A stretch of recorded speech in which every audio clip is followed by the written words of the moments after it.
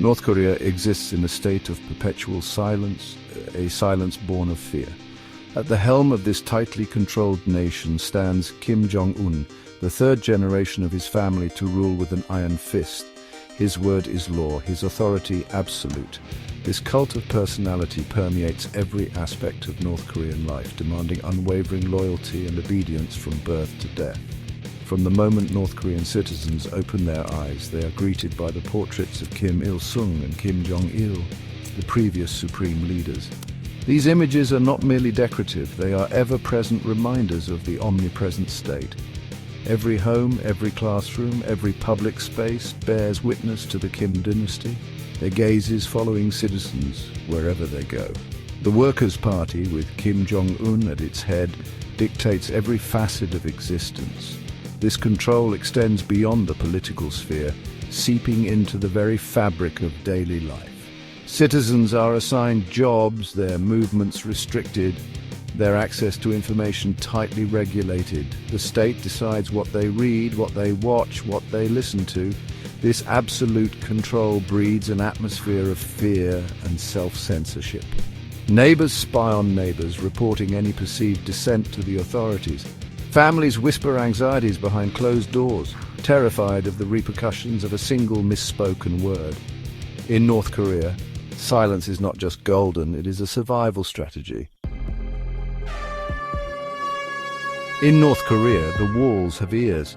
The state's control over information is absolute, ensuring its citizens exist in a carefully curated reality. Radios and televisions are pre-tuned to government stations, broadcasting an endless stream of propaganda praising the Kim dynasty and denouncing the imperialist West. Access to the internet for the few privileged enough to have it is severely restricted.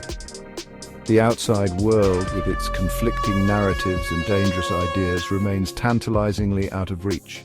This information blackout is rigorously enforced. Possession of foreign media, particularly from South Korea, is a serious crime, punishable by years of hard labor in the country's notorious prison camps. The state's surveillance extends beyond technology. A vast network of informants known as Inrimbaan keeps a watchful eye on every neighborhood, every workplace, every public gathering. These individuals, often neighbors or even family members, report any suspicious activity to the authorities. Even seemingly innocuous acts like listening to foreign music or watching a smuggled South Korean drama can have dire consequences. The state's message is clear. Any deviation from the approved narrative, any hint of independent thought will be met with swift and brutal punishment. Jong-ho was a typical North Korean teenager. He dreamt of a better future, one where he could choose his own path. Music, particularly the vibrant and illicit K-pop smuggled in from South Korea, became his escape. The catchy tunes and messages of love and freedom offered a stark contrast to the rigid, controlled reality of his daily life. He kept his love for this forbidden music a secret, sharing it only with his closest friend, whispering lyrics like precious contraband.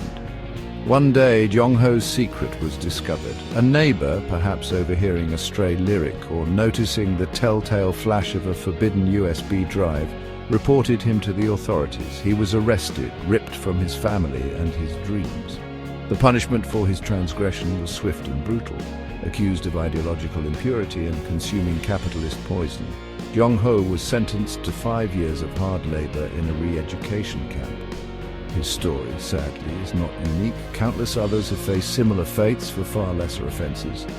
A stray comment, a whispered criticism, a moment of curiosity, any of these can be enough to shatter a life in North Korea. Jong-ho's experience serves as a stark reminder of the pervasive fear that permeates North Korean society, where even the most private acts of defiance can have devastating consequences. The most chilling manifestation of North Korea's repression is its vast network of re-education camps, known as Kwan Liso. Hidden away in remote corners of the country, these camps are shrouded in secrecy, their very existence denied by the North Korean government. Thousands of men, women, and even children disappear into these camps each year, often without trial or even formal charges. Their crime, anything from petty theft to questioning the regime. Life within the Kwanliso is a living nightmare. Prisoners endure back-breaking labor in mines, fields, or factories, often for 12 hours or more a day. Food is scarce, sanitation is abysmal, and medical care is virtually non-existent. Torture is rife, used as a tool to punish, to extract confessions, or simply to break the human spirit. Escape is almost impossible. Those caught attempting to flee are met with brutal reprisals, often executed publicly as a warning to others. The Kwanliso are not merely prisons, they are instruments of terror, designed to crush dissent and instill absolute obedience. The stories that filter out from those who have survived these camps paint a harrowing picture of a regime that views its own citizens as disposable pawns, to be exploited and discarded at will. The existence of these camps stands as a chilling testament to the depths of cruelty that the North Korean regime is willing to inflict upon its own people.